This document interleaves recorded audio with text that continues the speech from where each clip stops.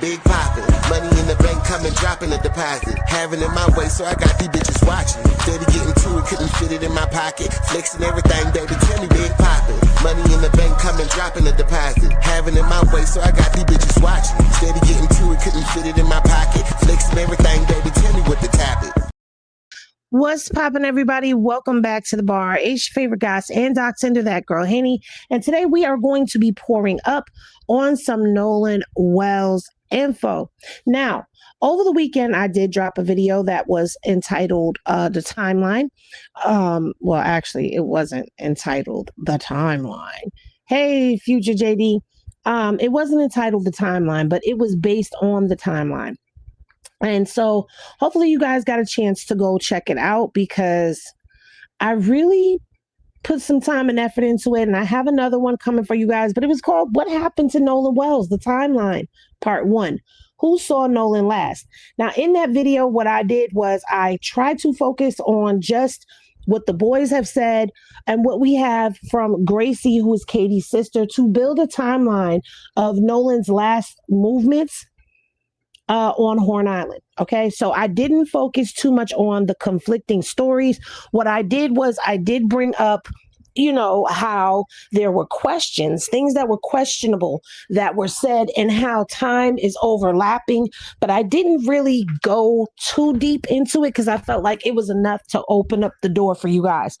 But since doing that video, I've gone back and I've looked over some things and I wanted to just come live, break that video down with you guys, have some discussion over it, and then show y'all a conflict in the timeline that I have come across when it comes down to the CETO call. Dun, dun, dun. And this is going to change the way that everything is set up for me. So I have had to go back and redo my part 2, so to speak. But I promise you, when part 2 comes out, it is going to be like, wow, okay. Things just look differently. So without further ado, what I'm going to do, if you guys have already seen the video, please stick around and just have the conversation because I am going to be pausing and I am going to be discussing portions that I feel like I should have maybe gone a little bit further into, or it's raised other questions that I just didn't put into the timeline. This morning, we're going to discuss it all. So without any further delay, first I want to say shout out and good morning to future JD, Mama Zay Express, Miss Nelia, Miss Pammy. Hey, Miss Pammy. Rochelle, Sweetly Cynical, Overthoughts. You made it, girl. Sheila, Mysterious 7 is here. Okay. Miss Capricorn, Purple Doll. And I also want to say K Peel. I also want to say shout out to the replay gang who runs things up. So now let's get into this video because we need to discuss it. One weekend, one island, a missing 18-year-old, and a timeline that still doesn't make sense.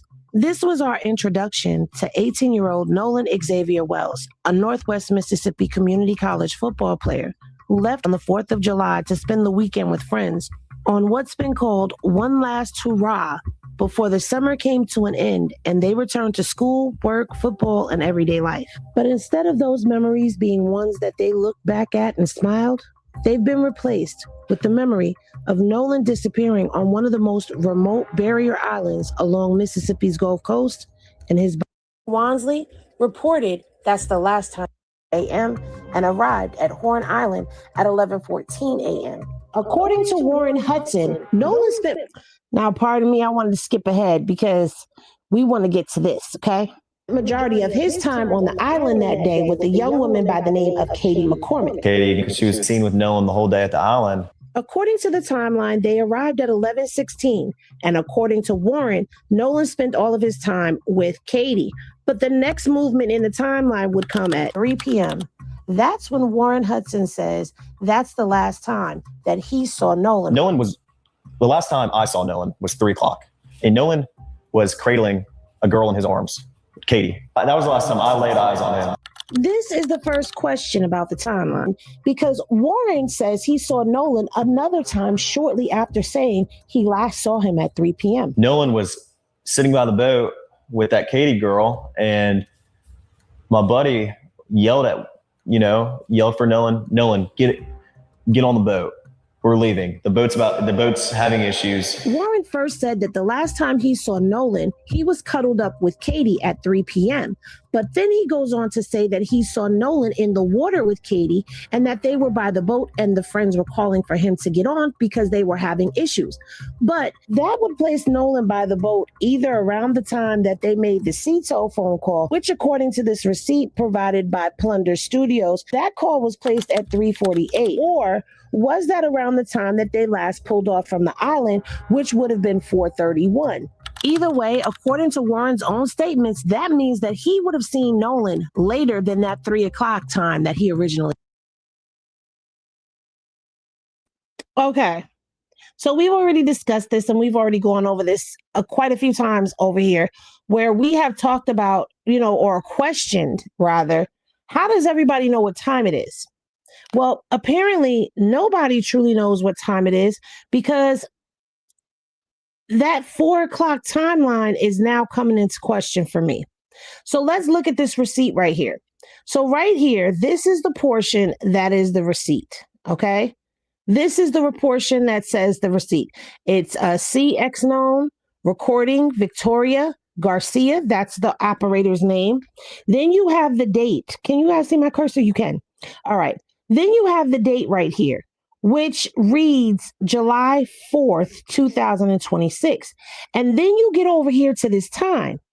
The time says 21:48, which is universal time, right? And so it was translated to mean 3:48 p.m. on July 4th. So now everyone is saying, this seems to have been made almost an hour before they actually pulled off and they were saying they had trouble. This is even recorded by the local news, WLOX, because underneath their recording of the Cito conversation, they put that this recording is of a call made from a teen on a boat on Horn Island on July 4th around 4 p.m., right? Everyone has been saying around 4 p.m. Even I have been saying around 4 p.m. But when I decided to look it up, because I'm like, wait, this doesn't make sense to me. Like, why would it be an hour ahead of time? It just really bothered me after I broke this down. Because if you watch the video that I was just playing the part of, I really go into looking at everybody's statements, asking questions about this, what time did this person see this person? And the time that this person is saying they saw this person, it's kind of overlapping with this person's time. If they saw this, why didn't they mention this? Et cetera, right? So as I'm doing my digging and my looking, because yes, we're getting right into it. We're not going to waste any time today. I promise to only have you guys here for about an hour, and then we're going to keep it schmoving. I came across this NBC News.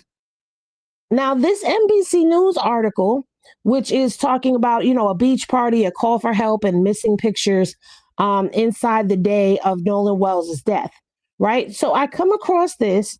This article was written on July 25th.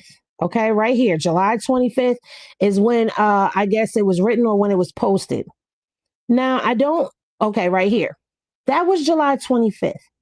When we look over here at WLOX, this was published on July 26th. Okay, so you have WLOX dropping the recording and saying that, on July 26th, saying that this happened around 4 p.m. Then you have you have NBC coming out on July 26th, publishing this story, 25th, which is the day before, publishing this story, and they have a different timeline. But you also have, who was it that dropped it first? I guess it was CBS that dropped it first. I'm sorry, I didn't get the visual for you guys up here, but people have been saying 4 p.m. Well, when we get into this article, okay, and they wrote from July 4th, they started a timeline. They say, here's a timeline. They say, here's a timeline of what we know about Nolan Wells' disappearance. Why is it going backwards? Ignore that. So they have him at 9:56, which is according to the GPS. That according to Hudson, which is Warren, that Nolan and the friends took off on the boats to go to Horn Island, right? They say it was about 20 to 30 people, which is what he said, and it was split up amongst 3 boats, right? So they arrived at 11:14. They go on to say that Warren's mom, Ashley, wrote on Facebook that she talked to Nolan a couple of times. I talked to Nolan a couple of times. Oh, Hudson last saw Wells at 3 p.m. So Ashley gave us the time of 3 p.m., right? And Warren came back and said, I spoke to him last at 3 p.m. All right, cool. Then we get down here to 4:31, and there's no time in between there for anything. So I said, that's interesting. So they start talking about how the boat started taking on water. But when I got down here to this part, this is where it became very interesting to me. Oh my God, I wish it would stop doing that. This is where it became very interesting to me. And it said 4:48 p.m. It's saying that at 4:48 p.m., the driver of the boat taking on water called Sea Tow, a membership-based towing service for boaters, requesting help and asked to be towed to the mainland. According to audio NBC News obtained through public records request, okay, they're getting that from the public records request. So I said, well, wait a minute. Let me take another look at this because that doesn't align with what everyone else is saying. So I decided to do my own due diligence and do my own digging. And I discovered that the time that the Sea Tow call was not made at 4 p.m. the way that everyone else thought that it was made at 4 p.m. Let me show you. So I went on to Google, and yes, I did screenshot it, and I could do it again live for you guys. But I did screenshot it because it is going into my next video. So I asked 21:48 UTC, which is the time that is on that receipt. And I asked it what time it was. It says that it's 9:48 p.m. in the 12-hour format. For local time in Eastern Daylight Time, which is EDT, it is 5:48. And during standard time, it is 4:48 p.m. So I said, okay, so it's saying that it's 4:48 p.m. I know that from the East Coast, Central Time is an hour behind me. So if it's 4:48 here, it's probably 3:48 in Mississippi. Henny Glasses in the chat, if that makes sense to you. That going off of this right here, you would assume that it would be 3:48 p.m.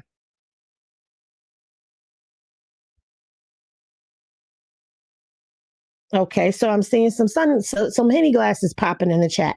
So I'm like, well, this is probably why everybody is saying, well, it happened at 3:48. But this answer was not good enough for me. It wasn't good enough for me. So I went on and I asked another question, which I was asking about the conversion. So this is the timeline that it gave us. This is what the conversions go into. So on the East Coast, 21:48 would be 5:48 p.m. Central Daylight Time would be 4:48 p.m. if you're going off that 21:48 time frame. And I don't know if anybody went any further. So I got really specific with my question. I asked, so 21:48 UTC would be what time in Mississippi? And it came back, 21:48 UTC is 4:48 p.m. in Mississippi. So the phone call did not happen at 3:48 the way everyone was thinking, the way we all were thinking.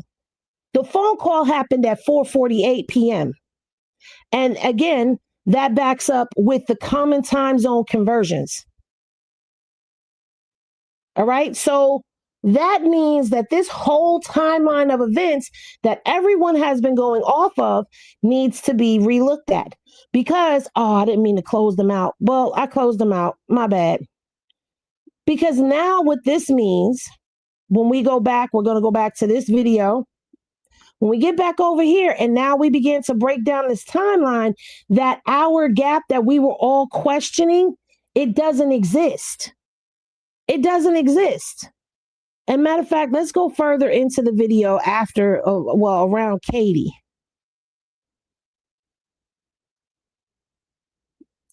Because that one, the time frame with Katie is the last time that I documented anything. I'm trying to see if I can find it really quickly. Okay. So this would be the timeline as we know it with the Cito phone call. Okay, cool. With the Cito phone call as we know it. That Katie last saw Nolan at about 4:30, 4:31. Because okay. Here we go. That Katie last saw Nolan. Now, let's look at this timeline again. Because this kind of changes everything. Now, we already have questions behind the time that everybody is saying that they watched or that they last saw Nolan. So you got the question with Warren giving us 3 different times. But 3 p.m., okay, the 3 p.m. sighting is what he's standing on. Trayston last seeing Nolan at 3:30. Javon last seeing him around 3:44 p.m. Warren would not have seen Nolan at 3:48. Warren would have seen Nolan probably somewhere around, not sure. Because if he's saying that the last time it would be 4:31. This 3:48 time has to be 86th out of here. Because Warren would have last seen Nolan, according to his accounts, in the water with Katie. Now, when we saw the picture of Nolan in the water by the boat, that kind of could back up what Warren is saying. But what I didn't see in that photograph was I did not see Katie. Okay? I did not see Katie. Yes, they can make it to Fort Bayou at 4:48. They can. And we're going to go back to that graph, that timeline. They would have left the island at 4:31 according to the boat's GPS. See, here's the thing that we've got to remember. The boat's GPS came out of the boat's computer. They stuck the hard drive into, not the hard drive, the flash drive into the boat's computer. And unlike Bart's boat, the Triton had all the stops on it. The Triton had all of the information for them to be able to track that boat. But Bart did not have his system set up tracking all of that stuff, or maybe he deleted it. We don't know. But that's where we're getting the information of the timeline. It's coming off of the Triton. So that would mean that at 4:31, they pulled off from the island, and that they called Cito a little over 10 minutes after pulling off from the island, which would kind of make sense as to why. Let me get to that photo of the timeline, which would kind of make sense as to why they're calling instead of them calling on land. Because, we kept saying, well, if they're already on land, then why would they be calling for a Cito?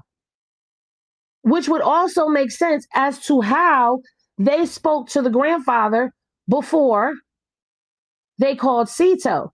Because there would have been a phone call made to the grandfather informing him that something was wrong with the boat. But what I don't understand is why the grandfather canceled the tow. Is it because the grandfather told them what to do and said they didn't need it anymore? This raises a whole nother set of questions. I'm trying to get to the I'm trying to get to the beginning where I have the doggone. There it is. Damn it. Bear with me, y'all. Right here. Now let me undo this and let's zoom in. First off, this timeline that they generated, this one right here, they messed up because there's no way they made it in 4 minutes back to the island. So we're not really looking at. Well, you know what? I should go to the one that we should be looking at then, but it doesn't have all of the stops on it. So let's just focus on right here. So they have them out here. This is another discrepancy that I'm going to get into with this timeline because these are two different maps. This map right here has them going 11:14, 4:31, and then 4:35. They're back on the island. That's not how that goes. Let me get to the other one. Is it this one? Yeah. So they have this map right here. Oh, man. There you go. Has them Horn Island at 4:31. At 5:25 p.m., this is where they're in the middle and where they end up taking off.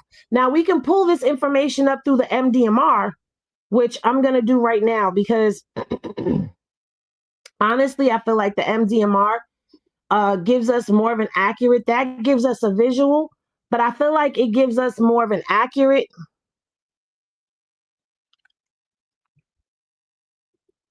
Where is it? Is this it?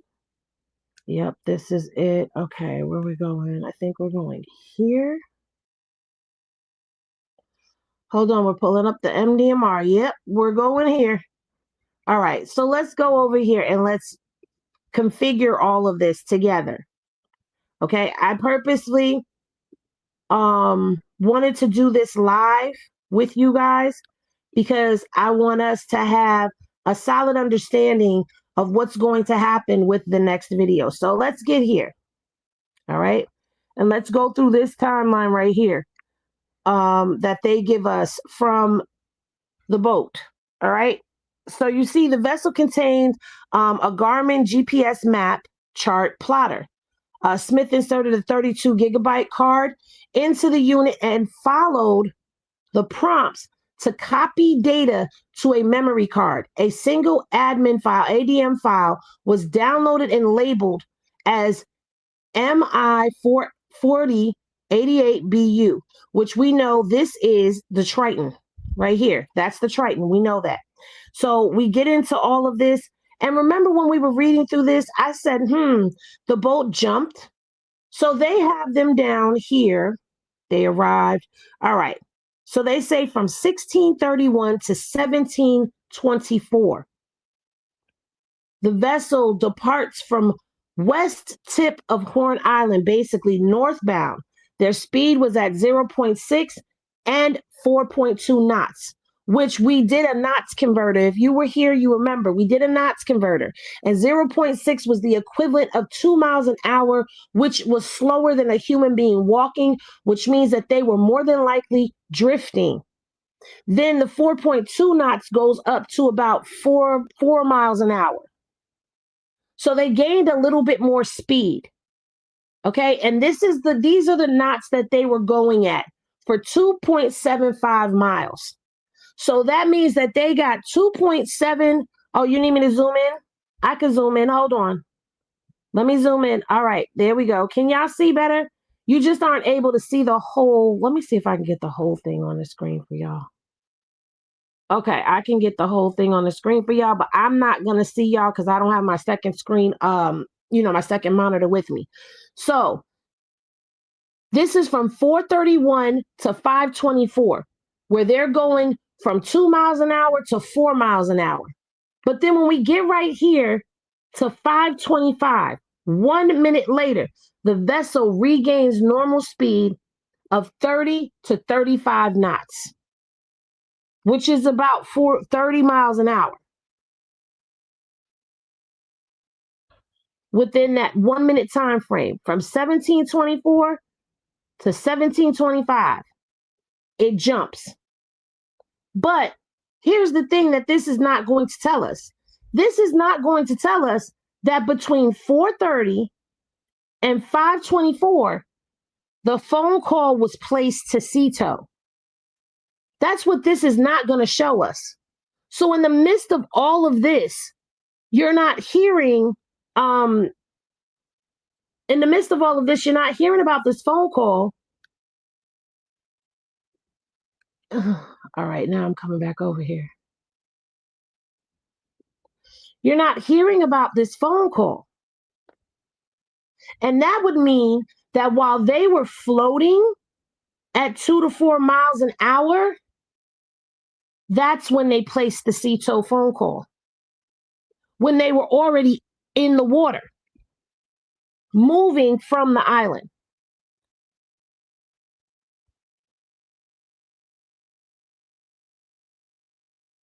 So this raises a whole nother set of questions. Because remember, I said that would mean that if they were yelling, Nolan, get on the boat, like Warren was saying, if they're yelling for him to get on the boat and he's right there in the water next to them, they would have last seen him at 4:31, according to their story. Notice what I said, according to their story.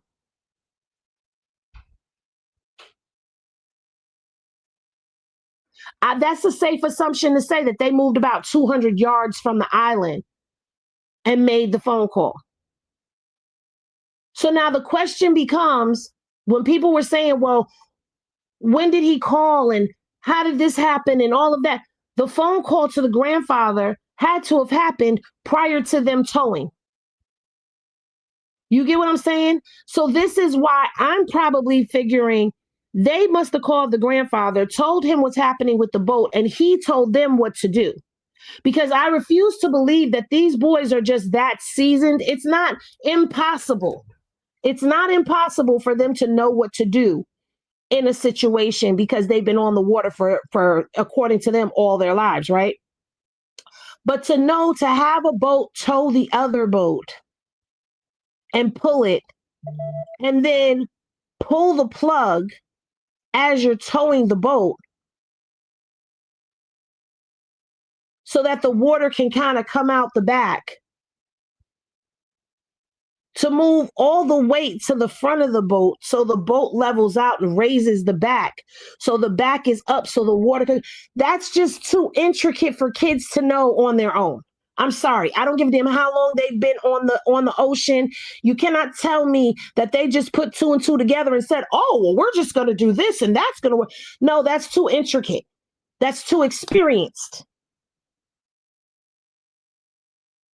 Because if it was that simple, then why wouldn't they have done it on their own? So they went on ahead and they tried to do this. And then when he called for the Cito, the grandfather already talked to the captain.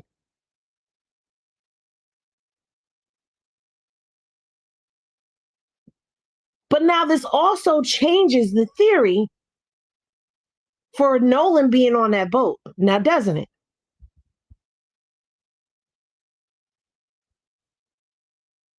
Because see, here's my thing. And a lot of people may not agree with me. I do believe that there was something going down on that boat, 2 things happening at once. What they were, we cannot definitively say. But let me ask you this. Is it possible for there to be a boat issue, really be a boat issue, and that's why they really did leave, and for there something else to be going on the boat as well? That was not expected, because I misspoke and said, I'm quite sure that Cito tells you that their calls are being monitored and recorded. Well, I called Cito for myself. They don't have anything that says this call is being monitored for quality purposes before they get on the phone. So is it possible that there could have been something else going down and Nolan was on that boat while the boat was going down? Is it possible that the theory, that the hypothesis, the possibility that I put out there was actually what could have happened? That maybe he fell off the boat while they were drifting, they didn't find him, and they kept going and figured they would cover it up? Is it possible we're still, let me say this, even with the Cito phone call, I'm raising an eyebrow if I'm being honest with y'all. Please don't get mad with me and hear me out before y'all start coming for me if you're going to come for me. I know the ones that are usually here aren't, because we usually think. We think about things here. We discuss them. The Cito phone call coming out or being released right after the DA says what she says, it's raising my eyebrow. Because the Cito phone call would be part of the investigation. Would you agree?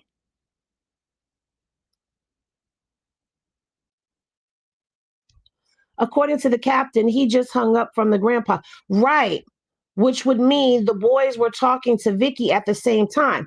That's up. Well, here's the thing. Just hung up with them does not mean just in that moment either. Just hung up with somebody could mean you spoke to them 5 minutes ago. Because I talked to my daughter 10 minutes ago and I'll say I just hung up with her. But that doesn't mean I was just on the phone with her. So we can't even really go on that. So here's the thing. I'm raising my eyebrow to how is it that you listening from the woods?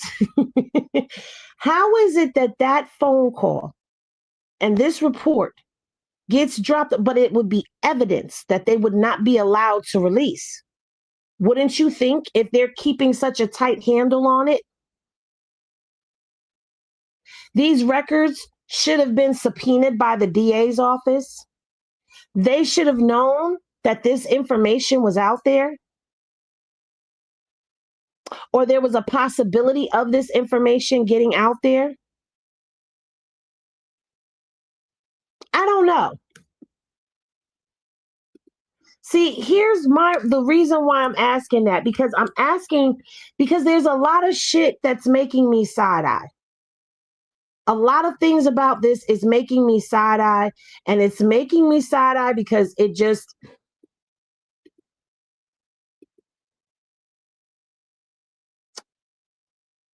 it's making me question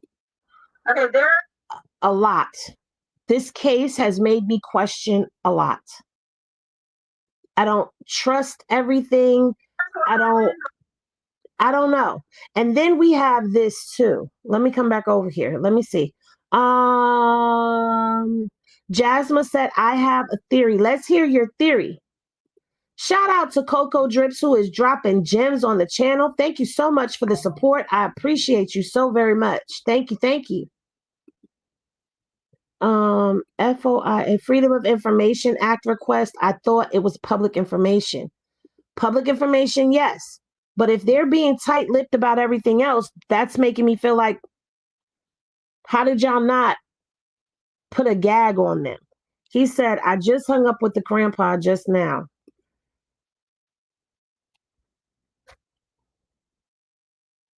So who was he on the phone with? Who is he on the phone with?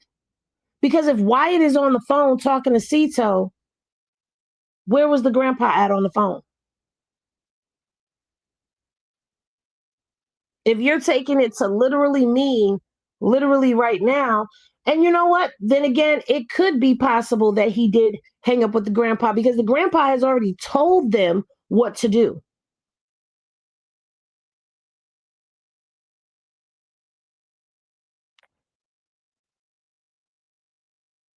This has been side-eye from the beginning. It is, very much so. They can't make the call at 4:48. Rig the tow line, pull the plug, tow it slowly for 2.7 miles, and make to Fort Bayou at 5:44. That's less than an hour to rig and tow a boat and travel 10 miles. The boat was already rigged before they left the island.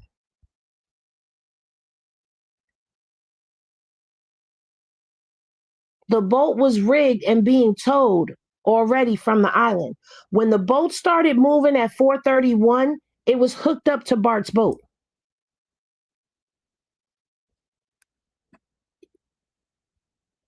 And if we look at this report,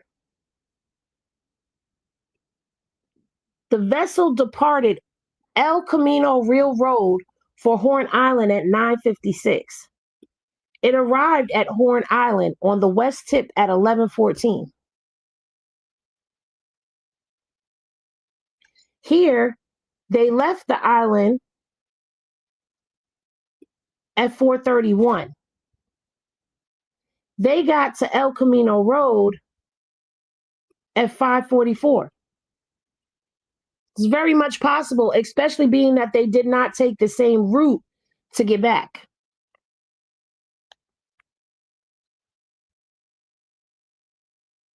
No, Vicky never transferred the call.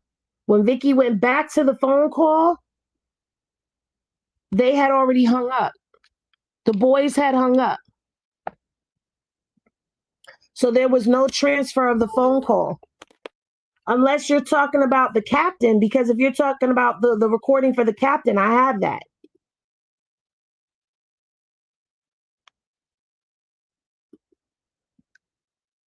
At the time the boat was going slow, Nolan was swimming to the boat for dear life as the driver captain of the boat was pulling off, leaving him.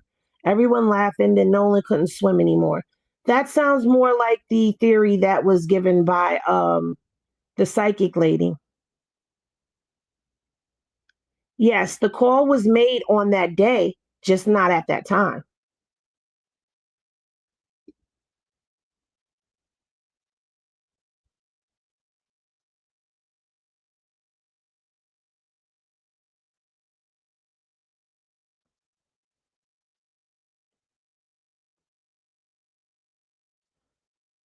Right. The grandpa did have the direct phone number to the captain, and that's always been.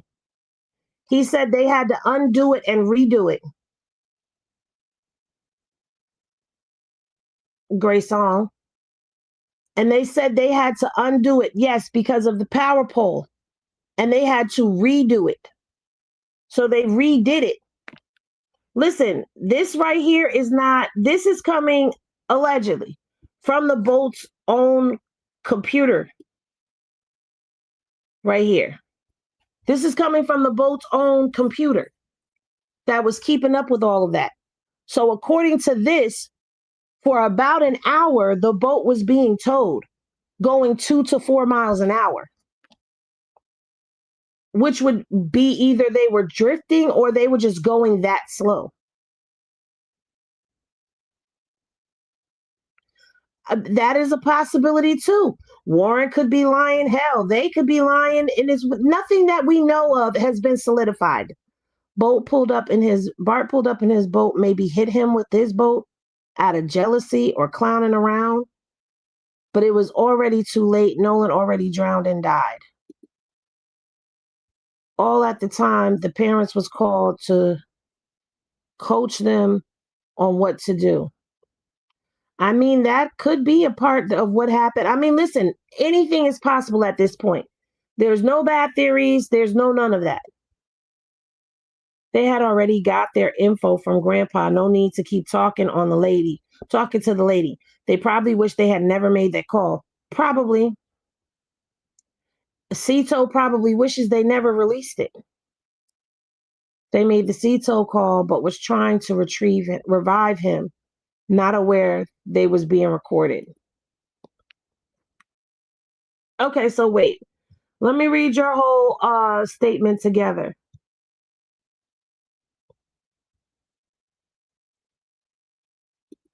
Okay, so at the time the boat was going slow, Nolan was swimming to the boat for dear life as the driver captain of the boat was pulling off, leaving him. Everyone laughing. Then Nolan couldn't swim anymore. Bart pulls up in his boat, maybe hit him with his boat out of jealousy and clowning around, but it was already too late. Nolan already drowned and died. All at the time, the parents was called to coach them on what to do. They made the Cito call, but was trying to revive him, not aware that they were being recorded. They yelling at Bart because he made it worse, maybe causing the red mark on the skull. Um, I don't know. The red mark on the skull really bothers me though, if I'm being honest, because the second pathologist is the one who discovered it. And the second pathologist is saying that they cannot determine what it came from. There was no bruising, no hemorrhaging, and no fractures of the skull, but you can still be bruised. I don't know, because bruising is hemorrhaging blood vessels. Like there would have to be some hemorrhaging in order for it to be a bruise. I don't know. That red mark, it does bother me because they can't rule out pooling and they can't rule out him being hit specifically. They can't say that he wasn't hit, but the way that they're describing it, like if there was no hemorrhaging and there was no fracture of the skull, then where the hell did it come from? Did it come from him being hit in the head and it didn't bruise at the time? It didn't get time to bruise?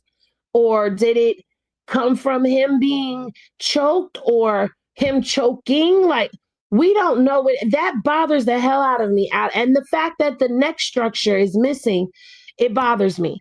But that red mark in the back of his head, it just really, really bothers me bad.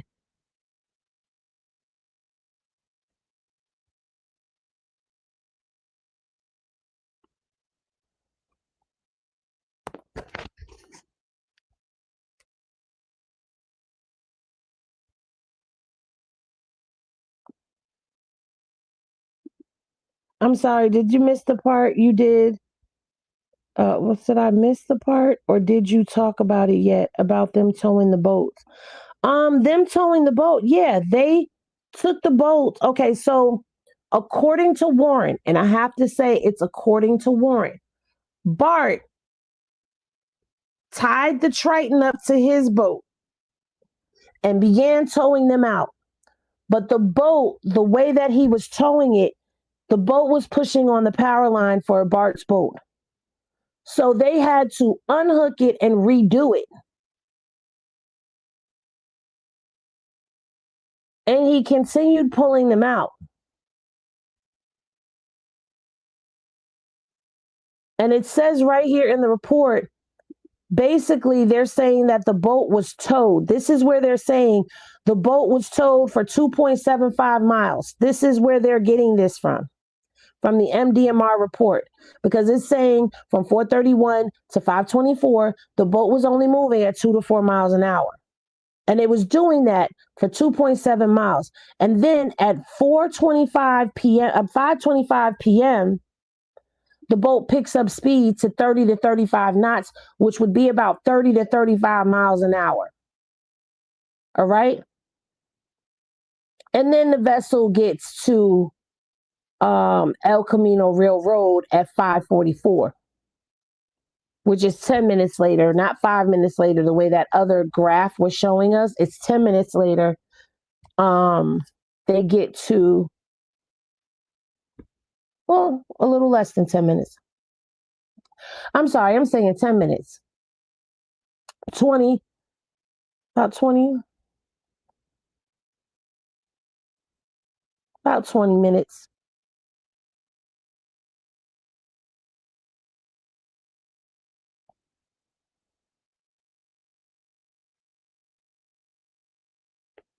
Hold on, let me get back over here to y'all.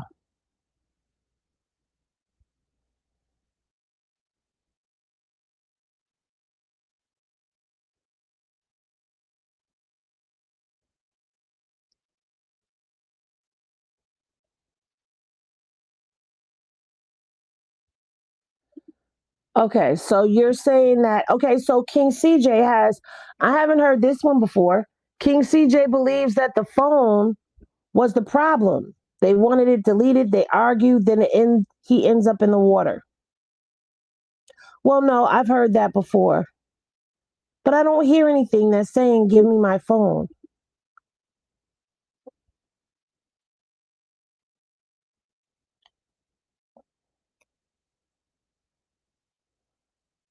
Wait a minute, what does she say? Let me go back.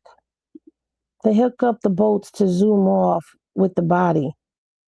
waited till nighttime to call the family. That was the sheriff or whatever. He possibly drove the body back out to the island. Well, we won't know any of that. I mean, a lot of people believe that the body went with them to the island and was just laying low in a boat and transferred to a boat and put back out there later on that night. But if the body was put back out there later on that night, then the body should have shown. It should have been in the water floating at that time. They should have been able to find him if the body was put back in the water. A body goes under the water and floats as gas is released. I've gone through that before. My thing is Nolan had to have been in the water already. Because again, hold on. Stormfront, Horn Island, Mississippi, July 5th, 2026.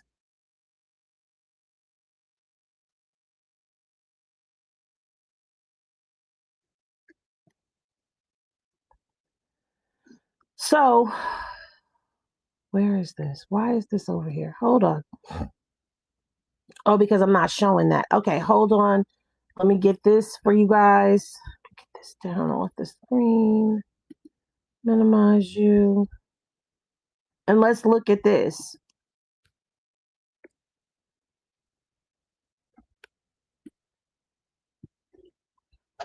Let's look at this together.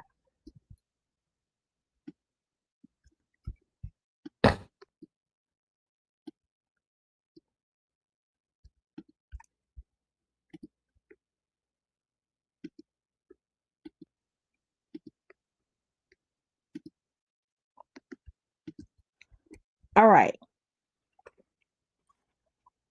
So we've gone over this before, that the Brian Trasher of the United Cajun Navy, I know it's mixed feelings about him, but it's right here.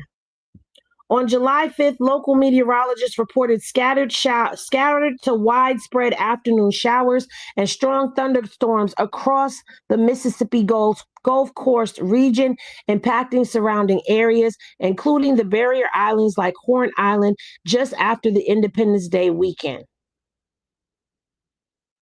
So there was a storm that rolled through on July 5th.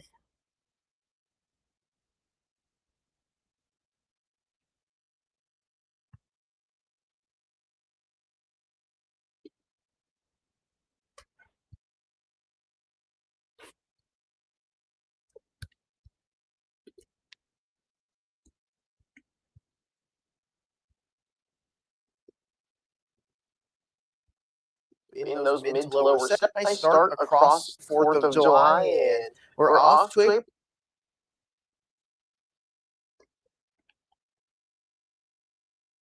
for its storm surge and the flooding, because this was Mobile's record storm surge at 11.6 feet.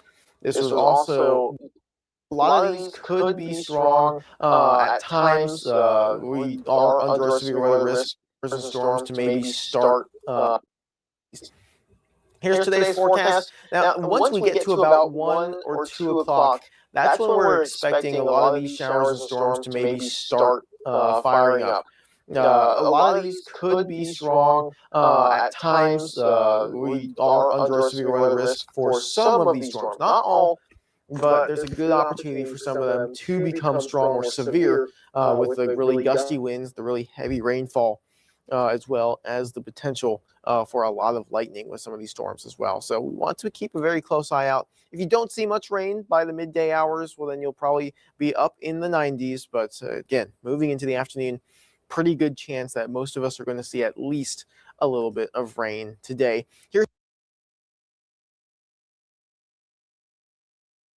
And according to Brian Thrasher, they called off the search at about 5 p.m. because the storm started rolling in. And according to him, the storm tore up, brought up some of the Gulf, which would include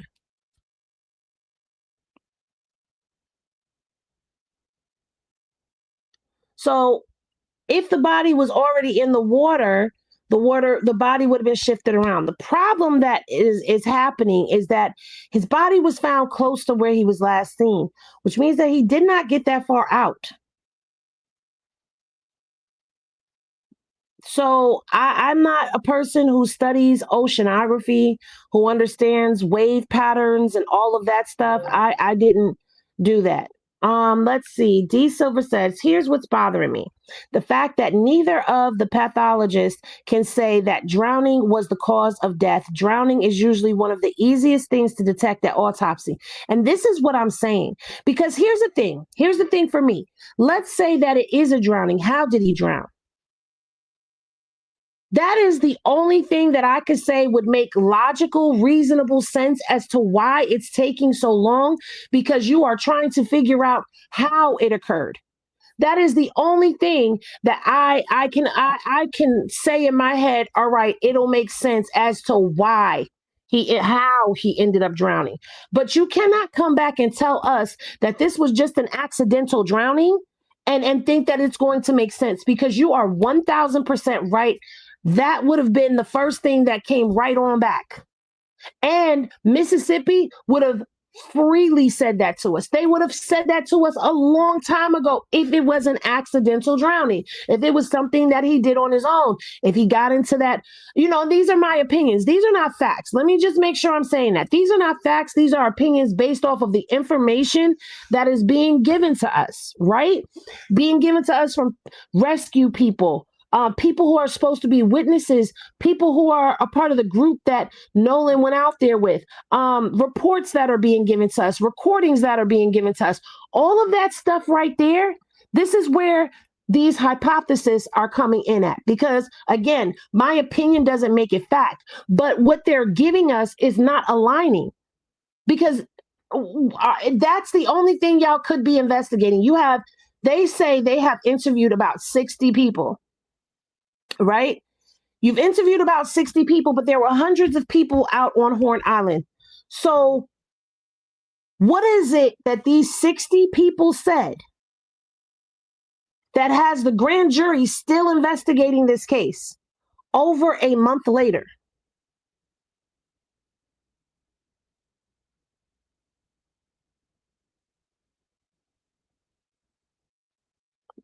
We're rolling up on 5 weeks of not knowing what happened to Nolan.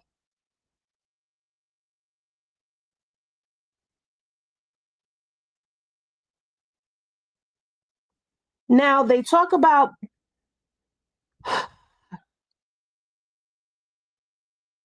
I'm going to say what they've used it as, the terminology of the washing machine effect.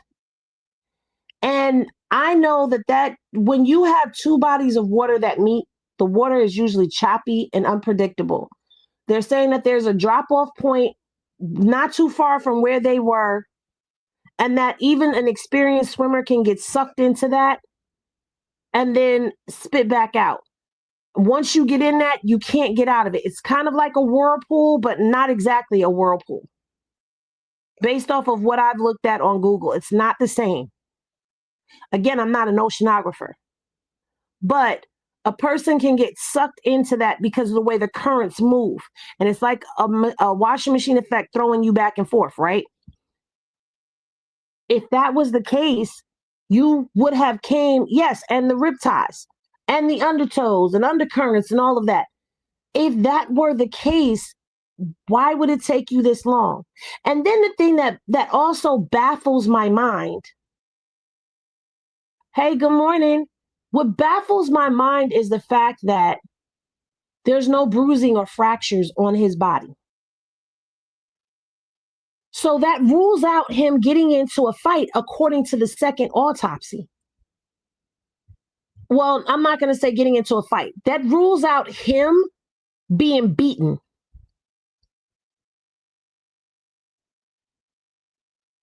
So any narrative about him being beaten, the autopsy disproves that.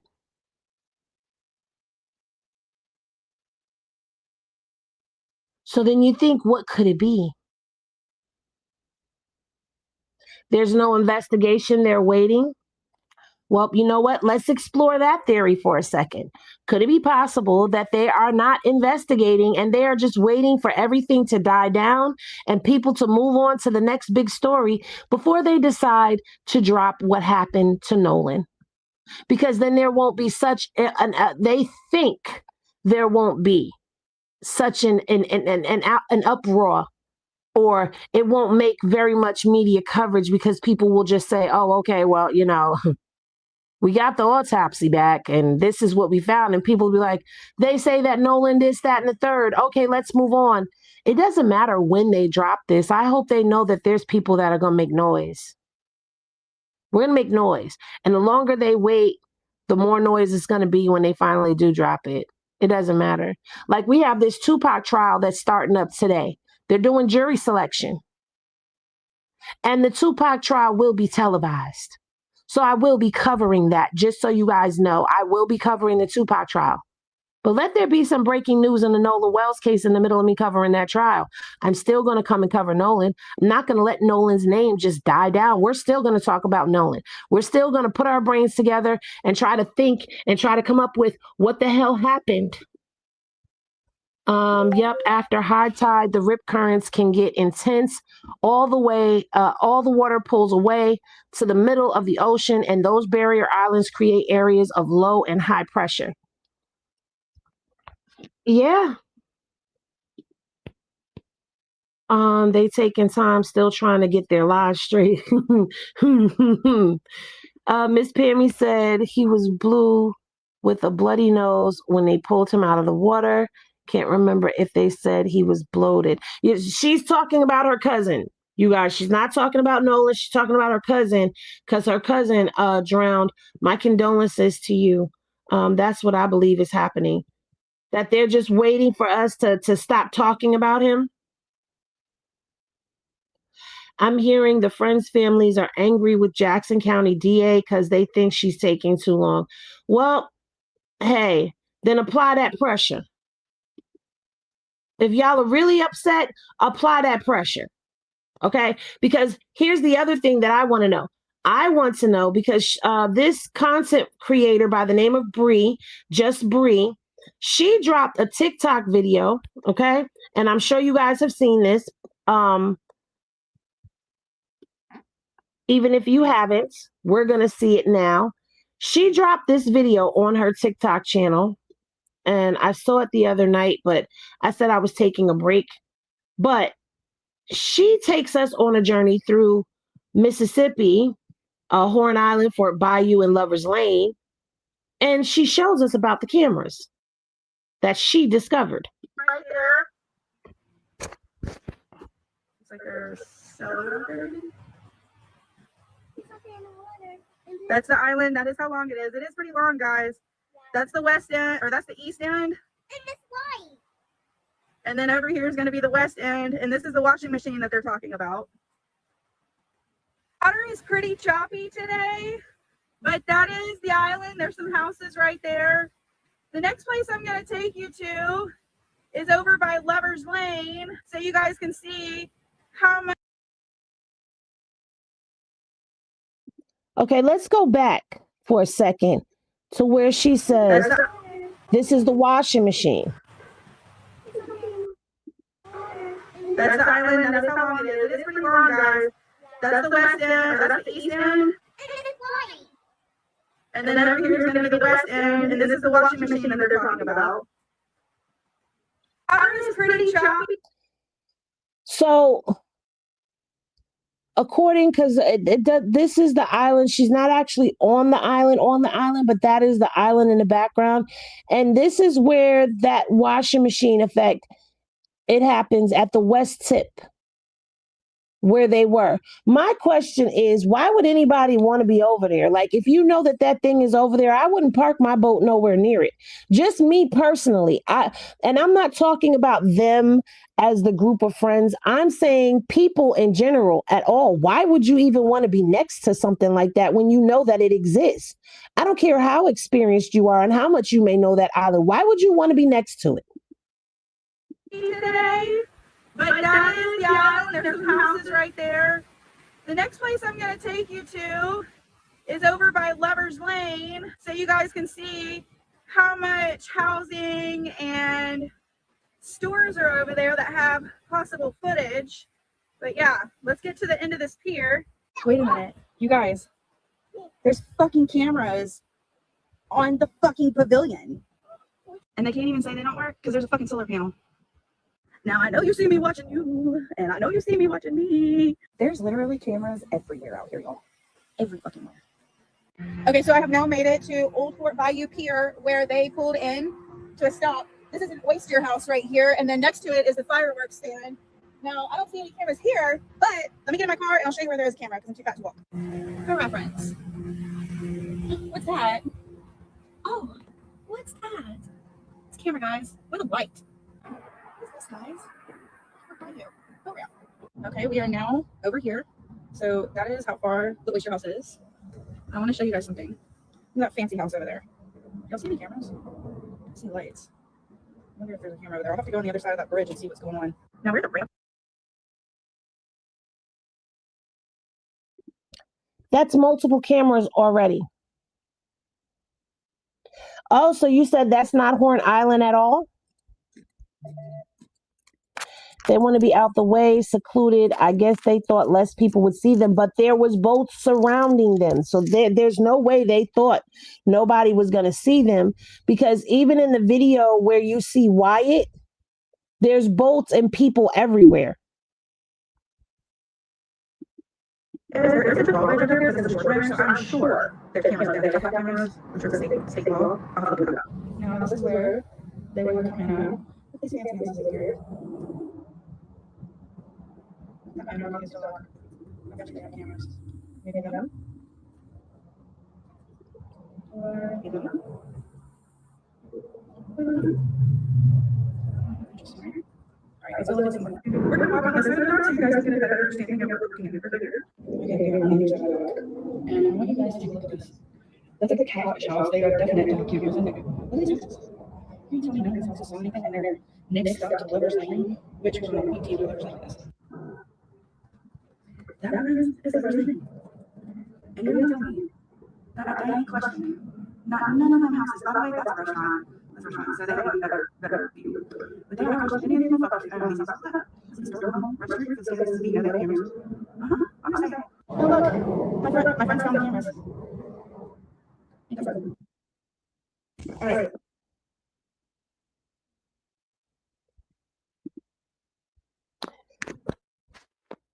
Where's the video footage from all of this is what I wonder. Because they should have more footage than a little bit.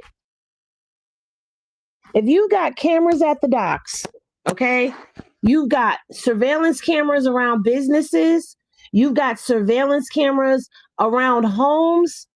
Now, granted, people that live in that area, you would have to subpoena their cameras.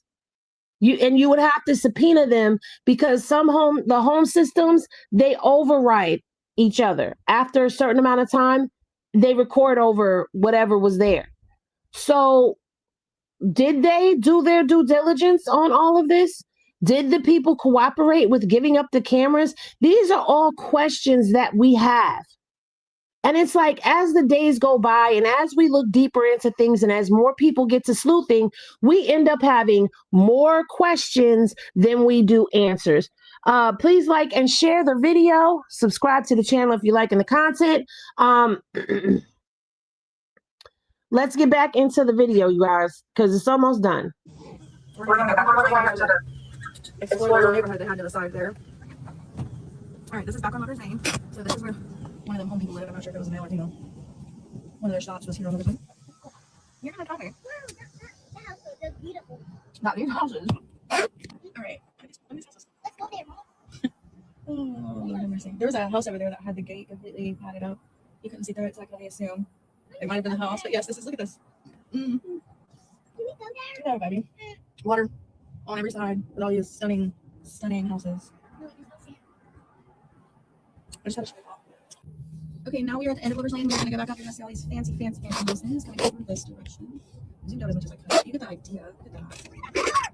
Stunning. Go.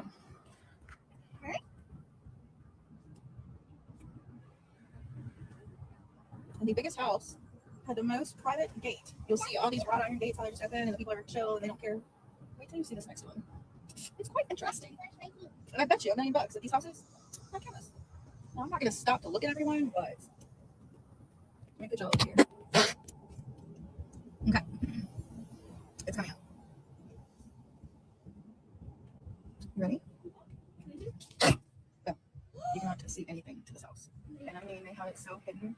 Look, every gate is concealed. Okay, there's Horn Island right there. Looks like there's a sailboat out there, maybe. It's up there in the water. That's the island. That is how long it is. It is pretty long, guys. That's the west end, or that's the east end. And this light. And then over here is going to be the west end. And this is the washing machine that they're talking about.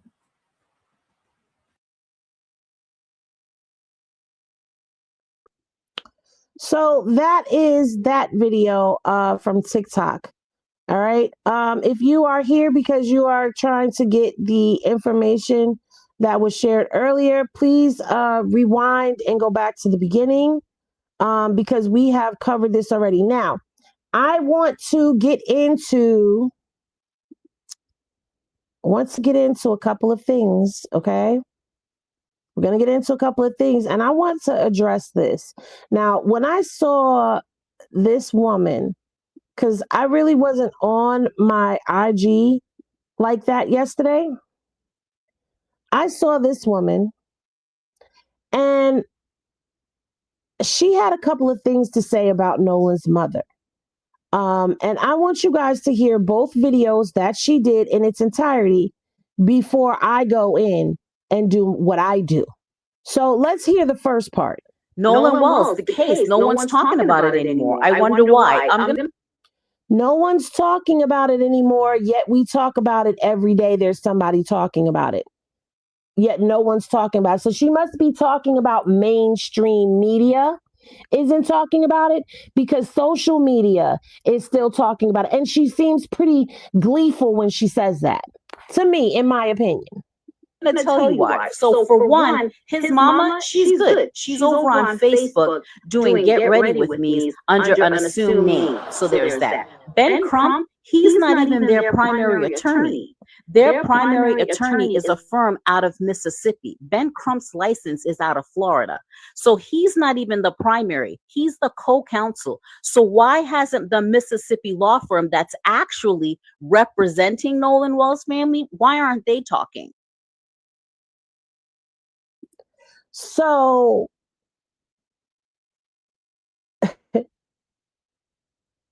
these are her reasons and her views as to why people aren't talking about this case anymore. Okay? And why is his mother doing Get Ready With Me on Facebook? And don't tell me everybody grieves differently, because I don't want to hear it.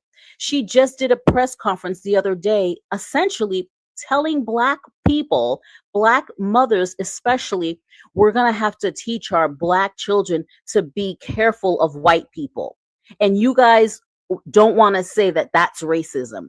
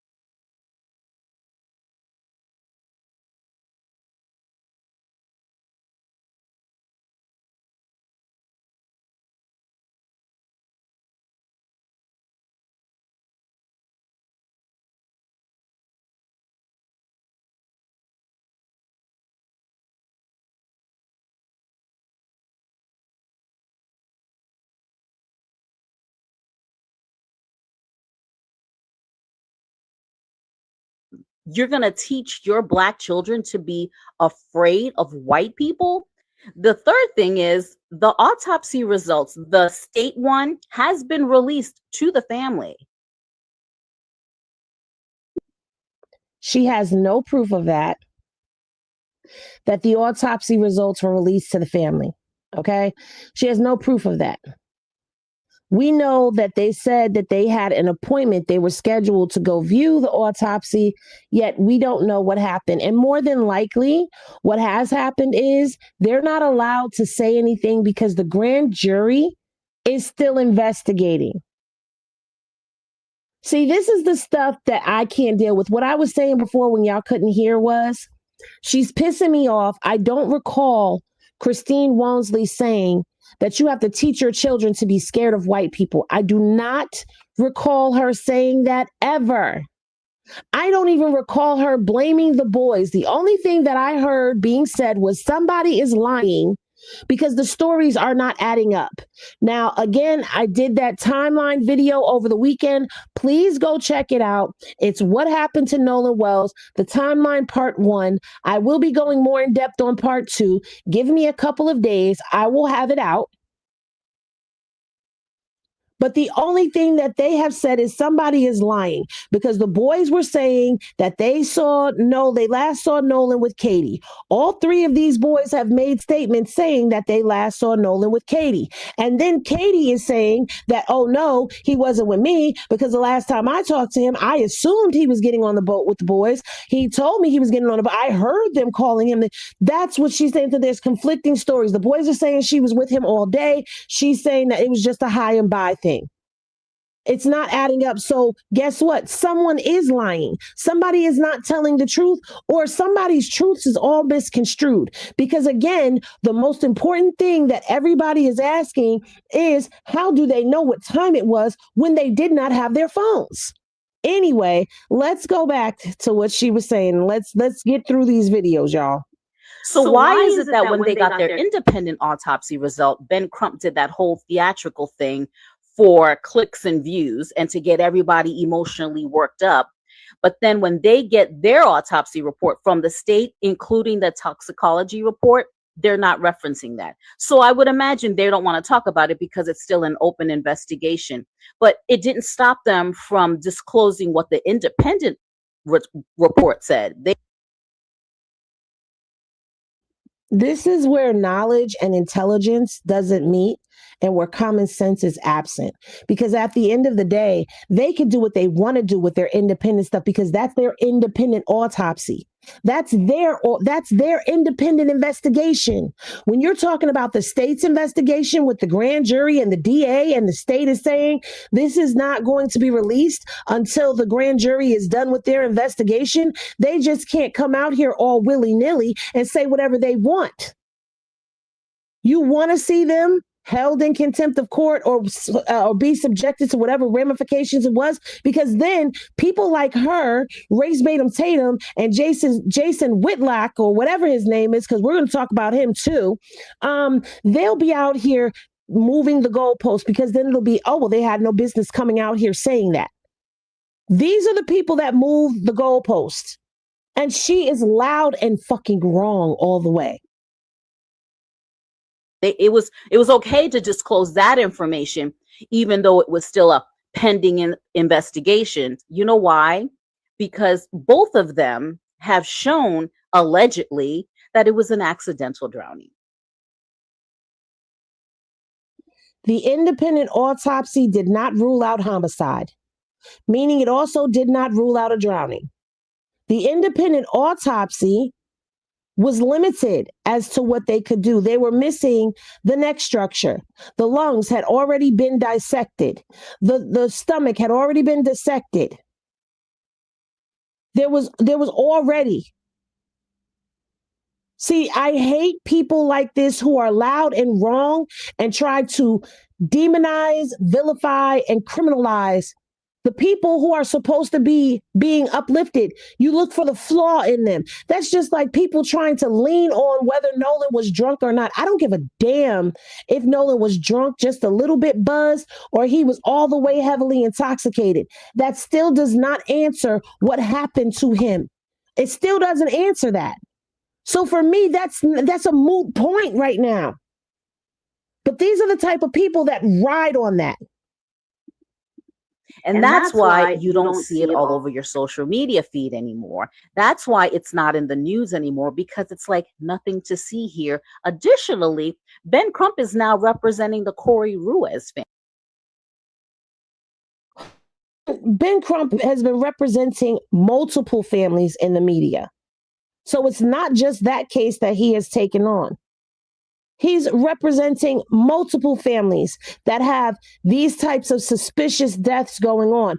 If you're talking about the press conference that was just done, where they talked about 2 other black boys, black young men who ended up dead under suspicious circumstances. One of them was drowned, evidence all types of destroyed, and he was out with his white friend, but you won't talk about that case. Or what about this young gentleman that I just saw today, Malachi, who was out in Florida? He's out hunting with friends and he ends up shot.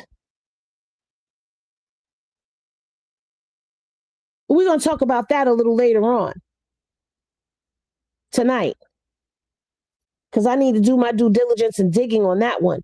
But you're not talking about those, but you're picking this one apart because you're an agent of chaos, sent here to tear down this family and tear down Ben Crump.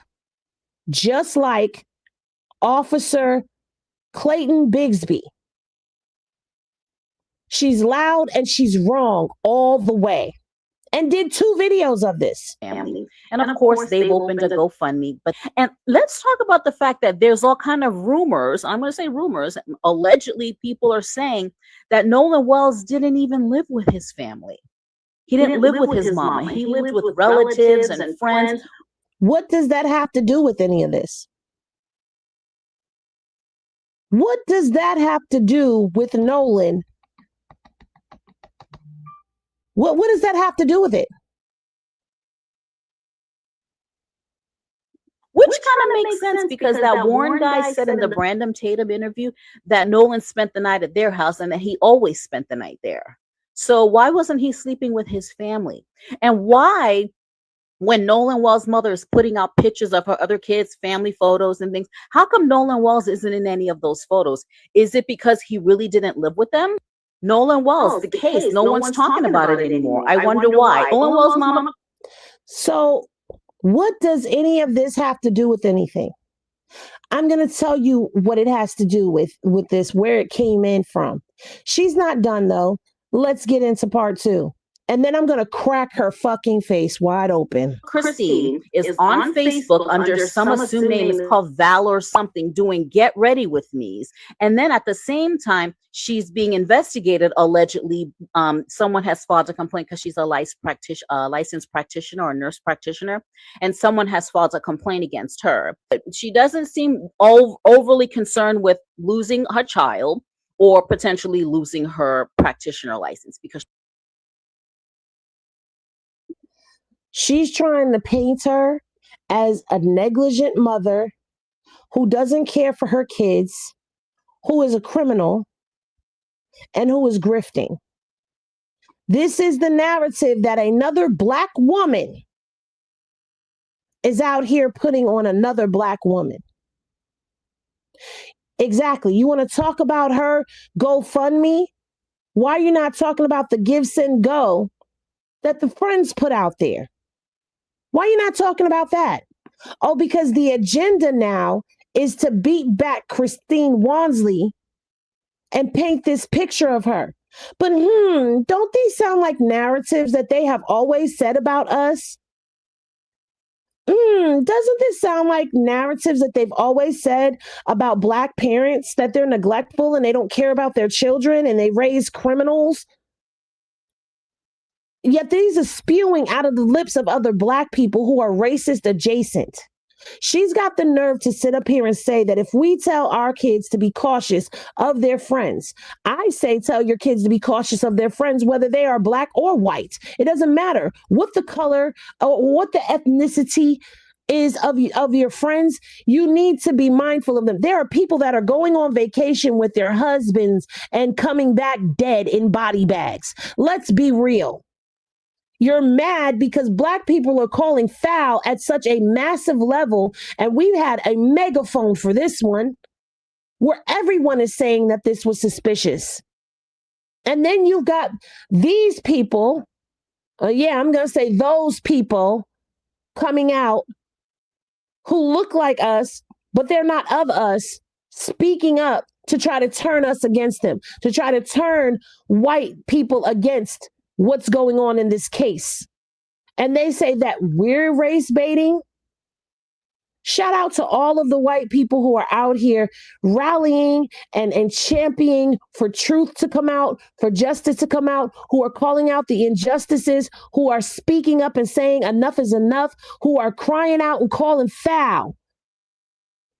But then you got these people over here doing this type of shit.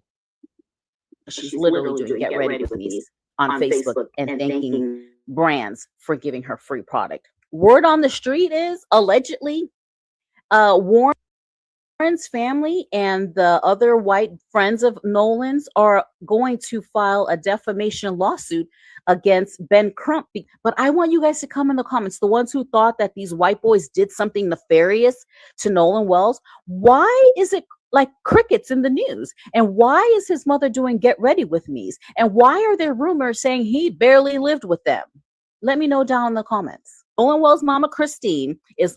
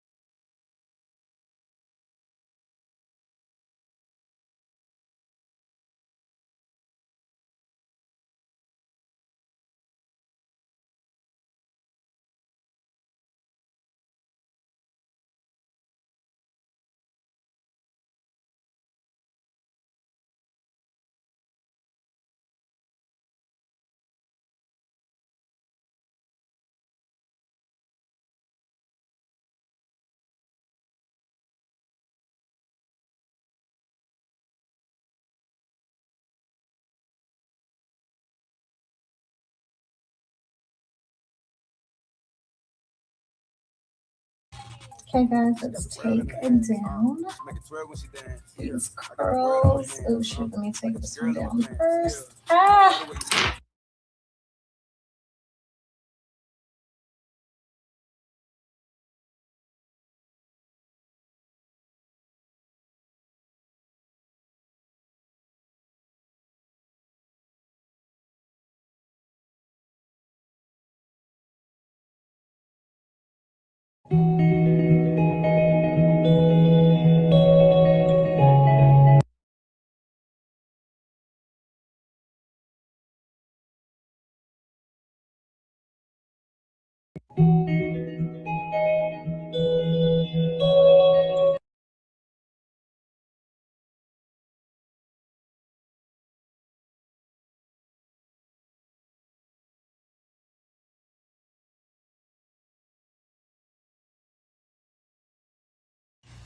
Hey Boo Bears, just wanted to hop on to let you know I have not forgotten about you guys.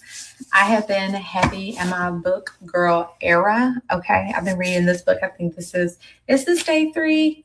I don't know, but this is what I have left to read. I could have finished this last night if I stayed up till like 11 or 12, but you know, I got a big girl job and I got to go out here and I got to help my patients and love on them and fuss at them. So I got to be in a good mental space. I just don't know how much I'm just going to be on here and being active because, baby, social media right now is very disgusting. Like the comments and the videos that I've been seeing.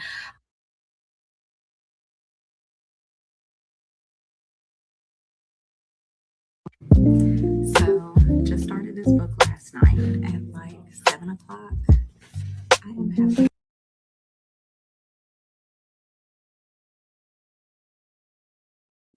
My bad. 518. She's talking about this same book. I can't put it down. I'm addicted. Oh my gosh. She's addicted to the book. 518. Okay, then she's talking about other books. Hold on. This one right here. Okay, guys, let's take it down. These curls. Ooh, shoot, let me take this one down first. Ah!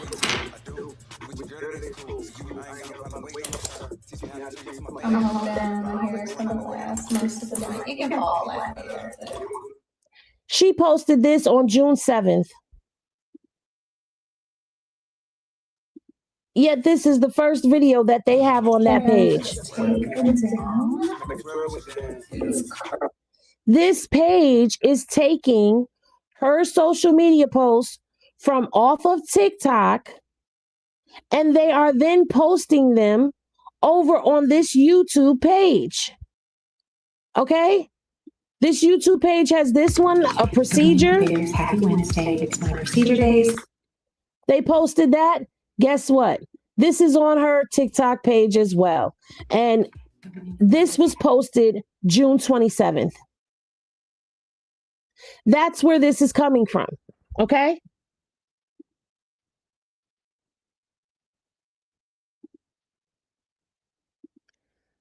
That's not her page, is what I meant to say.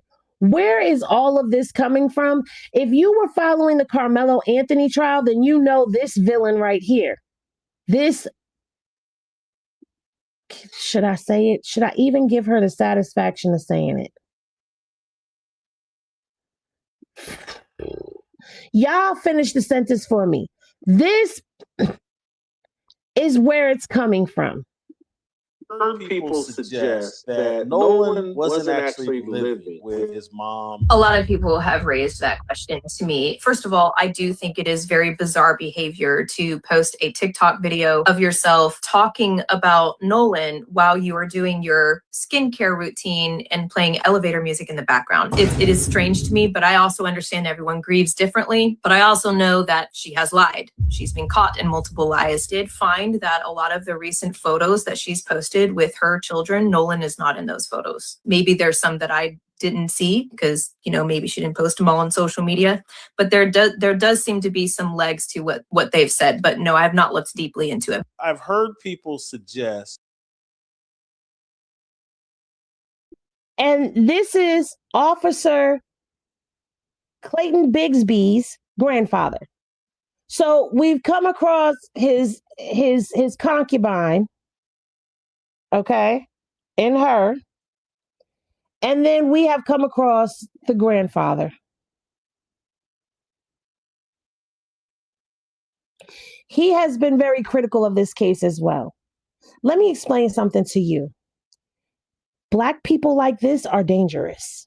You know why they are dangerous? Because you just pretty much heard the same words spill out of this woman's mouth. This SF person.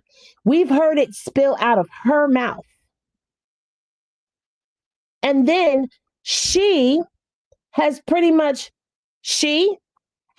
woman right here has pretty much said the same thing almost verbatim that she has said. The agenda is being pushed, and it's the same thing that Bigsby has said. It's the same thing this man on top up here has said as well. They are dangerous because they will spew a narrative to go against. This is not about saying, I would respect them more if they came out and they were saying, listen, I've done my own research and I've investigated this thing. And in my opinion, I don't see foul play. And here's why. And they present their case. But when you are spewing the same thing almost verbatim, yes, Jason Whitlock. I didn't want to say his name. That's Grandpa Bigsby.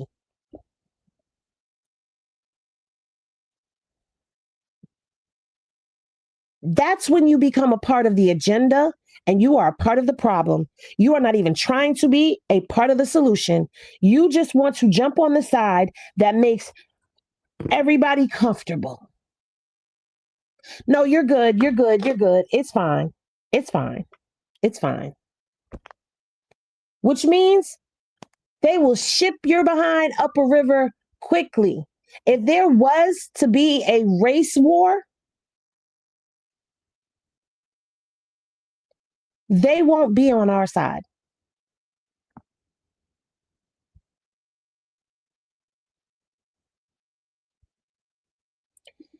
He was found guilty, but doesn't mean he was guilty, which is the reason why he's getting a new trial. Carmelo Anthony will be back in court on the 19th of this month. Back to what we were saying. They're dangerous. And they are attacking Christine.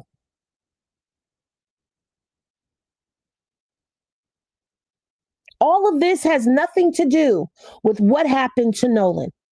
All of this is to divert the attention. Why has it started getting quiet? We explored that the other day. The other day, I showed y'all that when I typed into Google, Nolan Wells update, I showed you, I don't even want them on my screen. I would rather have her on my screen. When I typed in Nolan Wells update, the 3 arrests, when they started saying arrest made in the Nolan Wells case, I knew that they were getting ready to turn. It was time to turn the tides, so to speak, no pun intended. Because they were now attaching Nolan Wells to what happened to these people over here, which has nothing to do with his death.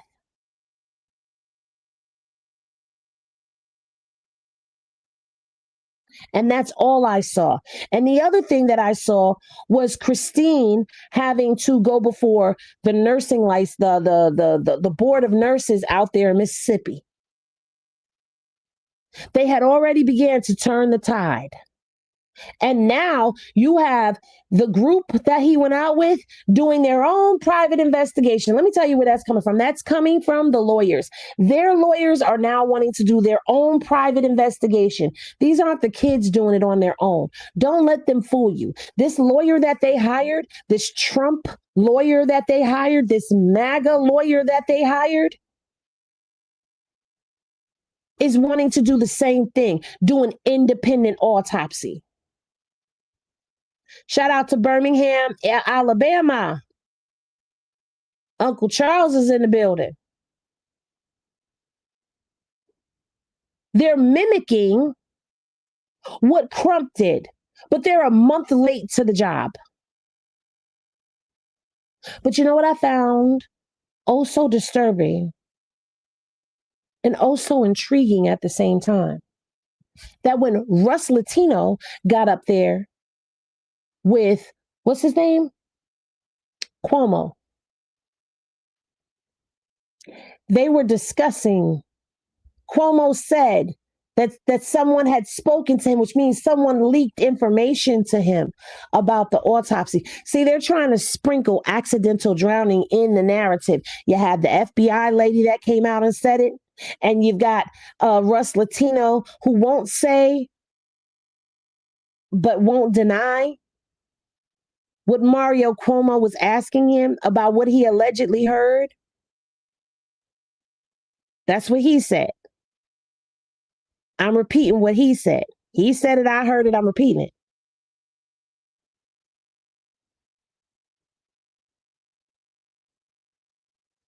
I'm telling you now, I see the bullshit and I see the matter of fact, let's do this. Let's go here. Nolan Wells update. Let's see what the update is on Nolan now. Nolan Wells timeline. Now everybody's doing timeline videos. Interesting. Yahoo is doing a Nolan Wells timeline. Interesting. 2 days ago, a report from United Asian Navy outlines the timeline. Child boo, I'm going to keep doing my timeline. Now Legacy Media wants to do timelines. A month after Nolan's death, a lack of clear answers has fueled speculation. This week in Nolan Wells' investigation, what happened? Okay. What happened to Nolan Wells? Now it's back on Nolan Wells. Now it's back on him.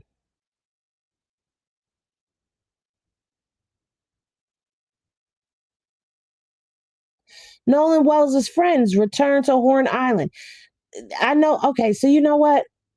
And then we still got the YouTuber standing strong. Shout out to everybody who's covering this case and truly seeking justice for Nolan Wells. Let's see what they have to say. Let's see what they have to say. Where's the volume button? Turn up the volume, pump up the volume, pump up the volume, dance, dance. Okay, right there. Are these three friends suspected of anything by police? No, and that's something that we should make very clear in terms of police have never really given us a clear definition of how or why or how they may be involved moving forward. We believe. How do you say no? Are they suspected of anything? No, police have never given us a clear indication. Well, wait, whoa. How can you say no? How can you then say no? We don't know who any of the suspects are. We know who social media, who we look at and give our opinions, and our opinion who are suspects, but that doesn't make it a fact. But what we can say that is actually factual is the fact that you cannot say no when we don't know. That's like in the David case. People were thinking David was not a suspect until the grand jury was announced and those subpoenas went out to his family and they were saying that he was a suspect in the murder. But until then, he was still touring and doing his thing and nobody knew he was a suspect. So we don't know. So for him to say no as his first word, which when you say that, that's the only thing that people are going to hear. Well, the boys are not a suspect. They're not going to listen to what you're saying afterwards. That's irresponsible. Let's continue. Interviews have been done with all three of them, but they have not been accused of anything right now. In fact, we've never named the three teens because of that.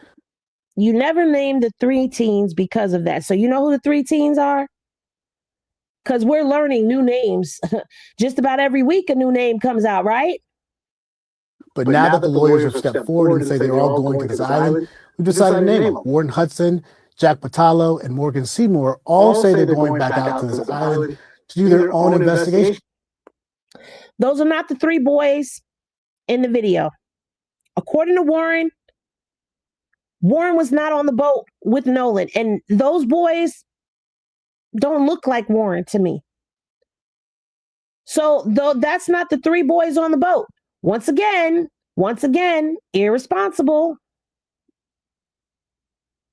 And Morgan Seymour all say they're going back out to this island. The new name, Morgan Seymour. Now we've heard Jax Patillo. And Jax ain't said much. And Eric ain't said much. And who is this Morgan guy? There were 20 to 30 people that went out on that boat with them in them three boats. The police, the sheriff, the public safety commissioner, anybody should have come out and said to us, at the very least, we have spoken to all parties who rode out to the island that day. We don't even know if they're part of the 20, 30 people that they've spoken to. We don't know because they've never said we've questioned everyone that was on the boat. I mean, didn't Bart give y'all a passenger manifesto? I'm just saying. To do their own investigation. Now, Horn Island, of course, is an area that everyone's been focused on after Nolan Wells went missing. You got to think about it. It's been more than a month, Jake. But at the same time, people have so many questions about how this case will move forward. And on top of that, you also have to consider that not only has the sheriff gone silent in this case, but the DA's office has gone silent as they continue this investigation.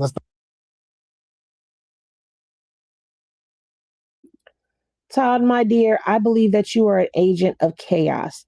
They don't have to say much. Nothing obligates them to speak to anyone besides investigators. First of all, I'm pointing out something. Did I say that they were obligated? Don't twist my words. I said what I said, and I stand on every word that comes out of my mouth. And when I misspeak, I correct myself. But I never said that they were obligated to speak to anyone. I said they haven't said much. And that comes on the heels of Tristan coming out and speaking, Javon coming out and speaking, Warren coming out and speaking. We still haven't heard anything from Wyatt. Wyatt, from what we hear, is from what they've just named, is not even a part of this investigation. Wyatt, we don't even know if he's received any death threats or not. But Wyatt hasn't said nothing either. Does he have another video coming out with Officer Tatum? Does he have a video coming out? Another exclusive interview with Wyatt? Because Wyatt had 2 boats in the water that day. Wyatt would be considered the captain of the boat that day. And as captain, he is responsible for every passenger that was on his vessel. So, yeah. The sheriff is damn sure obligated to say something. He is a public servant. He works for the public. He gets paid for working with the public. So he sure enough should and could come out and say something. Even Legacy Media is noticing that. Let's continue. Not forget about that autopsy that we believe is in some sort of process right now. And we're not sure, has it ended? Has toxicology reports come back? But today's focus was going to be on that island. Now, the attorneys put out a statement, but at the same time, as we reached out throughout the day to figure out, have they been to the island? No one has responded to CNN just yet. We would love to talk to these 3 men, but at this point, we're not even sure if they completed that investigation today on that island. Ryan, are these Leave everything. Christine Walmsley Wells was Nolan's mama was being investigated by an anonymous 3 friends suspected of anything by police? Where the hell is that coming from? Did y'all hear that? I'm looking to see, where did that come from? Is that after this video? complaint. Now, big Oh, okay. Yeah, it is after that video. Being a black girl Okay. pregnant, I just assumed my 2 boys would look mixed. No. Where One of the my hell? boys is white, and one of my boys is black. Okay. Hi, I'm Ryan. That was crazy. I'm like, what the hell is going on? Who's